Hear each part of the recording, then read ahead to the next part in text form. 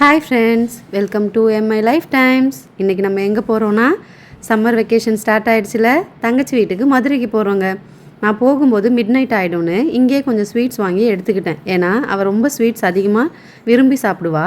Universal பஸ்ஸில் தாங்க போனேன். இது காரைக்கால் டு மதுரை. நான் இங்கேருந்து 8:20க்கு கிளம்புனேன். 1:40க்கு அங்கே ரீச் ஆனேன்.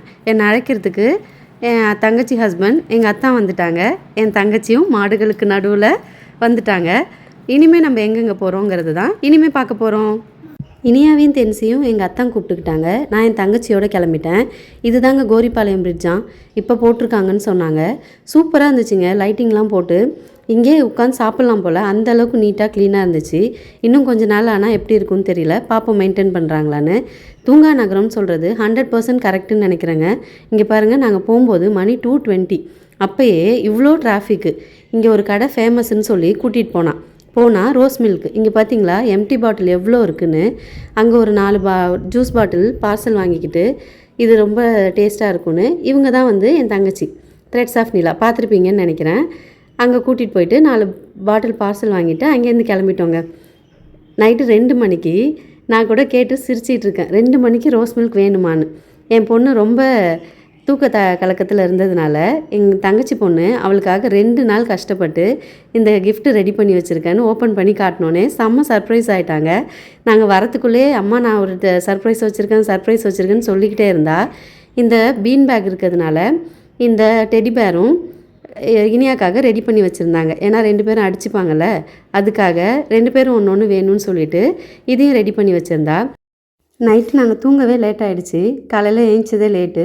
பிரேக்ஃபாஸ்ட் ரெடி பண்ணி வச்சுருந்தா. தோசை, 2 சட்னி, மசால் வடை இதெல்லாம் சாப்பிட்டுட்டு மதியம் லஞ்சுக்காக நாங்கள் காடை வாங்க கிளம்பிட்டோம். எங்கே போகிறோம்? பேக்கை காட்டுங்க. பின்னாடி போய் கொஞ்சம் பேக் காட்டுங்க.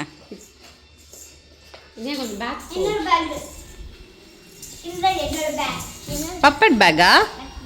அதில் என்ன போட்டிருக்கு? பேக் அது என்ன இருக்கு? பட்டர்ஃப்ளை. உங்கள் பேக்கில் கிட்டி. என்கிட்ட பேக்கே இல்லை. பேக் சரி, 2 பேர் பேக் வச்சுருக்கீங்களே, காசு வச்சுருக்கிறீங்களா?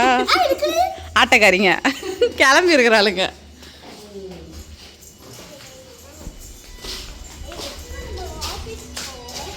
இங்கே பார், இங்கே லைட் நல்லா இருக்கு. சூப்பர்.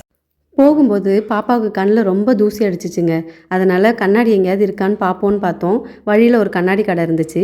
சரி வாங்கிடலான்னு இறங்குனா 2 பேருக்கும் ஒரே சண்டை. எனக்கு தான் பிங்க் வேணும், உனக்கு தான் வேணும்னு.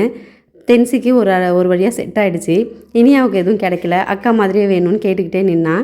எவ்வளோ கண்ணாடி வாங்கி கொடுத்தாலும் இந்த பிள்ளைங்கள்ட்ட எதுவுமே இருக்க மாட்டுது, எங்கே தான் போகுதுன்னே தெரியல. அப்புறம் இது ஓகே பாப்பா அப்படின்னு சொல்லி ஒரு பிங்க் கலர் எடுத்து கொடுத்தேன். இது செட் ஆகலை அப்படின்னு சொல்லி ரொம்ப நேரம் வேறு தேடி பார்த்தா. ஒரு வழியாக மேடம் சூஸ் பண்ணி முடிச்சிட்டாங்க. நேராக விட்டாச்சு கோழி கடைக்கு. அங்கே போனால் தான் தெரியுது என் தங்கச்சி சிக்கன் வாங்க வந்திருக்கான்னு பார்த்தா, இல்லை காடை செய்யலாங்க்கா, இன்றைக்கி சிக்கன் நாளைக்கு செஞ்சுக்கலாம் அப்படின்னு. ஒரு நாள் ஒரு நாளும் ஒரு விருந்து அப்படின்னு சொல்லியிருக்கா. அப்புறம் எல்லாம் அதை கையிலலாம் வாங்கி பார்த்துட்டு உயிரோடு பிடிச்சி கையில் வாங்கி பார்த்துட்டு அங்கேருந்து 4 காடையை பார்சல் பண்ணிவிட்டு வெளியில் வந்தால் ஒரே வெயிலுங்க. இனியாவும் தென்சியும் தண்ணின்னாங்க. சரின்னு ஜூஸ் கடைக்கு போயிட்டோம். அங்கே போனால் ஆளுக்கு ஒரு ஜூஸை ஆர்டர் போட்டுட்டு இனியாவும் தென்சியும் ஆரஞ்சு கேட்டாங்க. சரின்னு வாங்கி கொடுத்தா அது கசக்குதுன்னு அங்கே 2 பேரும் வாயே திறக்கலை. சூப்பர்னு சொல்லி குடித்தாங்க. வீட்டுக்கு பாதி குடிக்க முடியலேன்னு வீட்டுக்கு பார்சல் எடுத்துகிட்டு வந்தா. வீட்டில் வந்து குடிக்கும்போது தான் அது கசக்குதுன்னே சொல்கிறாளுங்க. என் தங்கச்சியும் நான் சப்போட்டாவும் என் தங்கச்சி கிட்னி ஜூஸும் குடிச்சிட்டு வீட்டுக்கு வந்தாச்சு. சமையல் என்ன தெரியும்ல, சுட சுட சாதம், காடை கிரேவி, மாம்பழம். சீசன் வந்துருச்சு இல்லைங்க, அதனால் மாம்பழத்தை எப்படி சாப்பிடாமல் இருக்க முடியும்? அதனால் மாம்பழத்தையும் சேர்த்தாச்சு. மாம்பழம், பசங்களுக்காக முட்டை, இது எல்லாத்தையும் நல்லா ஒரு வெட்டிட்டு ஈவினிங் வந்து ஒரு இடத்துக்கு போகிறோம். அது அடுத்த விலாகில் ஃபுல் விலாகாக வரும். உங்களுக்கு இந்த வீடியோ பிடிச்சிருந்துச்சுன்னா எம்ஐ லைஃப் டைம்ஸை சப்ஸ்கிரைப் பண்ணிவிடுங்க. மறக்காமல் லைக் போட்டு விட்டுருங்க.